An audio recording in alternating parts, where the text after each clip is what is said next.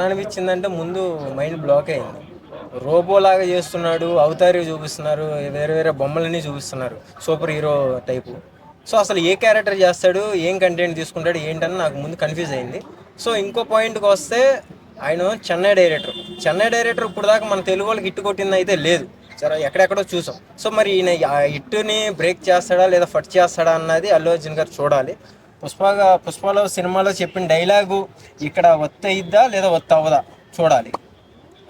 Okay, international స్టూడియోలతో collaborate అవ్వటం ఎన్ని చూసినప్పుడు నీకు ఎలా అనిపించింది? ఎలా అనిపించింది, ఆ సినిమాలో ఆల్రెడీ చెప్పాడు కదా, నేషనల్ కాదు ఇంటర్నేషనల్. సో అదే ఈ రోజున మనం చూస్తున్నాం అంతే. ఓకే, ఆయన ఆల్రెడీ ముందు ఆ సినిమాలు ఇంటి ఇచ్చాడు కదా. అది క్యారెక్టర్ వైజ్ చూసుకుంటే సూపర్ హీరో క్యారెక్టర్ అనుకోవచ్చా?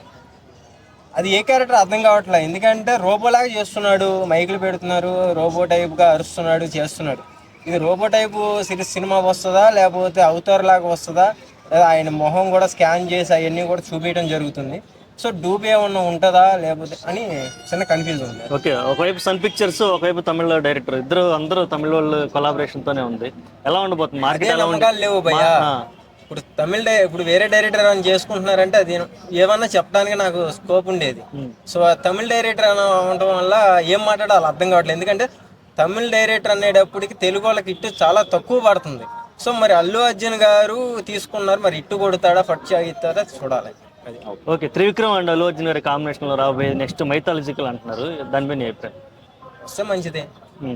అయిపోయాం ఉంటుంది, ఫ్యాన్స్ ఏమనుకుంటారు, నేను అదే అనుకుంటాను. అంటే ఒకవేళ మైథాలజిక్ అయితే కనుక మహాభారతం నుంచి ఖచ్చితంగా, లేదంటే రామాయణం నుంచి ఒక క్యారెక్టర్ తీసుకుంటే త్రివిక్రమ్ గారు ఎవరి క్యారెక్టర్ తీసుకొని, అంటే అర్జున్ది కానీ రాముడి కానీ తీసుకొని ఆ రిఫరెన్స్ తో తీస్తే బాగుంటుంది అనుకుంటున్నావా? అన్ని క్యారెక్టర్ల కంటే it's a dangerous character and చాలా కష్టమైన క్యారెక్టర్ రాముడి క్యారెక్టర్. ఎందుకంటే ఏ దేవుడి అయినా చేయొచ్చు, ఏ క్యారెక్టర్ అయినా చేయొచ్చు, ఆర్టిస్ట్ అన్నాక హీరో అన్నాక రాముడి క్యారెక్టర్ చేయాలంటే చాలా అరుదుగా దొరుకుతారు మనుషులు. సో అలాంటి క్యారెక్టర్ తీసుకుని చేస్తే కనుక ఆడియన్స్ చాలా హ్యాపీ ఫీల్ అవుతారు. ఓకే, అందులోనూ ఆ సినిమాని సితారా ఎంటర్టైన్మెంట్స్ ప్రొడ్యూస్ చేస్తున్నారు. మామూలుగా నాగవంశీ గారు మామూలుగా విపరీతమైన స్టేట్మెంట్లు, వైరల్ స్టేట్మెంట్లు ఇస్తూ ఉంటారు. ఈ సినిమా గురించి మాత్రం ఇంకా ఏం మాట్లాడలేదు. ఏం ఎక్స్పెక్ట్ చేయొచ్చు ఆయన నుంచి? అంటే ఏమీ మాట్లాడలేదు అన్నారు అంటే ఆయన ఇంకా ఆలోచనలో ఉన్నాడు అని అర్థం. అంటే జనాలకు ఒక రివ్యూ చేయాలి అంటే దాంట్లో ఏమైనా గట్టిగా ఉండాలి. సో ఆ గట్టిదనం ఏం లేదు. సో ఆ గట్టిదనం కోసం వెయిటింగ్ అంతే.